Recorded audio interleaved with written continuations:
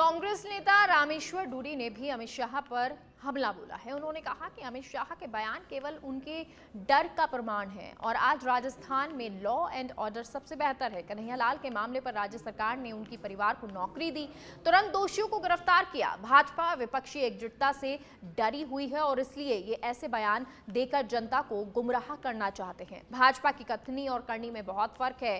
Rajasthan model पर आम जनता विश्वास करती है और आगामी चुनाव में कांग्रेस फिर सत्ता में कमबैक करेगी। हमारे साथ बातचीत करने के लिए रामेश्वर डूडी जुड़े हुए हैं। सर, पहला सवाल ले लूंगी। अमित शाह का आज दौरा था उदयपुर में। उन्होंने कहा कि कन्हैयालाल का उन्होंने एक वाक्य छेड़ा। उन्होंने कहा कि कन्हैयालाल की जो हत्या हुई थी उस पर कोई कार्रवाई नहीं की गई और राज्य सरकार का सबसे बड़ा फेलियर है। अगर आगामी चुनाव में बीजेपी आएगी तो इस तरह की चीजें जो है राजस्थान में जनता को देखने को नहीं मिलेंगी। क्या कहना चाहेंगे आप? देखो, भारतीय जनता पार्टी जिस तरीके भारतीय जनता पार्टी के नेताओं के द्वारा पूरे हिंदुस्तान की जनता के सामने झूठ बोलकर उनको बरगला कर सत्ता जरूर हथिया ली, लेकिन जिस तरीके से आज उदयपुर के अंदर अमित शाह जी ने बयान दिया है उसमें कहीं कोई सत्यता नहीं है।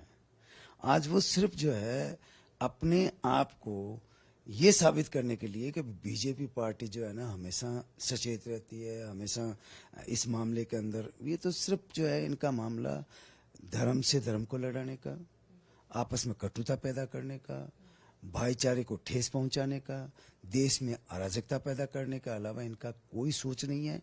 अमित शाह ने जिस तरीके से कन्हैयालाल को लेकर जो बयान दिए हैं उसमें कहीं कोई सत्यता नहीं है, क्योंकि सरकार मुस्तैद थी।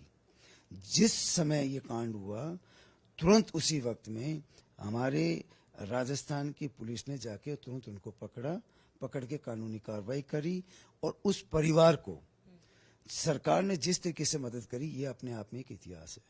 उन दोनों बच्चों को नौकरी लगा दी, उनको परिवार को जिस तरीके से सरकार के द्वारा जो मदद करनी थी उससे आगे जाकर सरकार ने उनकी मदद करी और आगे भी राजस्थान के अंदर जिस तरीके कानून व्यवस्था बिल्कुल दुरुस्त है।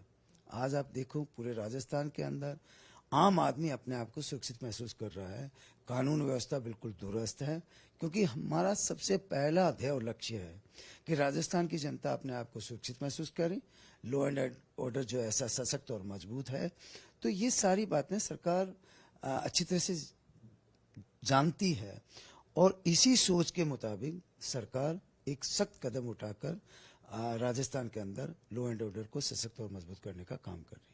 सवाल ये भी खड़ा होता है कि जैसे जेपी नड्डा बार बार जा रहे हैं, बार बार वो लॉ एंड ऑर्डर की बात करते हैं, कहते हैं कि राजस्थान में लॉ एंड ऑर्डर की व्यवस्था ठीक नहीं है। वो उदाहरण के तौर पे यूपी की बात करते हैं, कहते हैं कि यूपी में हमारी सरकार है, वहां का लॉ एंड ऑर्डर देख लीजिए, वहीं राजस्थान में कांग्रेस सरकार है और लॉ एंड ऑर्डर पे तमाम तरह के सवाल खड़े रहते हैं। वहीं अमित शाह ने भी आज लॉ एंड ऑर्डर पे सवाल खड़े किए और कहा कि राजस्थान की सरकार कुछ नहीं कर पाई लॉ एंड ऑर्डर के लिए।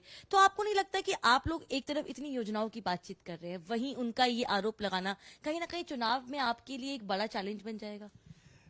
जनता इस बात को समझ चुकी है कि भारतीय जनता पार्टी का कोई भी नेता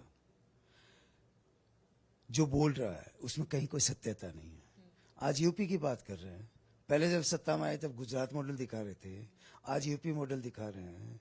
जनता इस बात को समझ चुकी है।